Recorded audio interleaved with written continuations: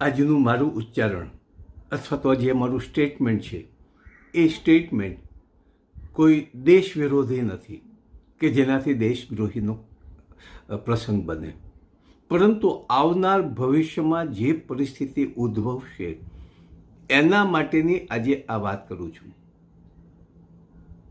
આપણે બધા જ જાણીએ છીએ કે કેન્દ્રમાં મોદી સાહેબનું શાસન છે અને ભારતના ઘણા રાજ્યોમાં વિપક્ષ દ્વારા ચૂંટાયેલી સરકાર છે, સંચાલન પણ કરે છે. પરંતુ મોદી સાહેબને આખા જ ભારતમાં ભાજપનું શાસન જોઈએ છે, એક ચક્રી શાસન જોઈએ છે, એક હથોસત્તા જોઈએ છે.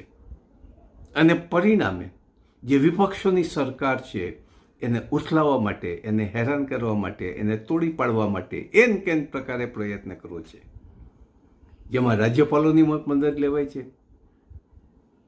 એના ભાજપના નેતાગીરી અને કાર્યકરોની મદદ લેવાય છે, અને ઘણીવાર એના વફાદાર અધિકારીઓની પણ મદદ લેવાય છે.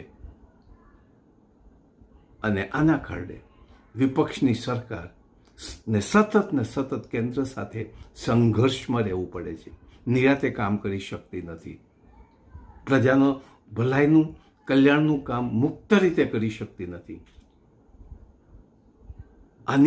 આના પરિણામો શું આવશે?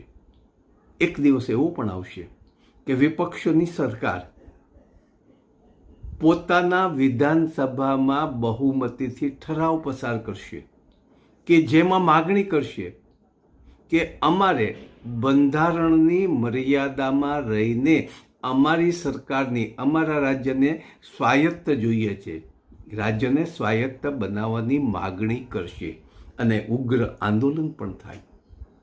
આ દિવસો દૂર નથી.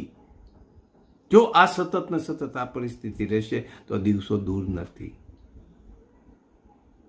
વલ્લભભાઈ પટેલે દેશને એક કર્યો છે.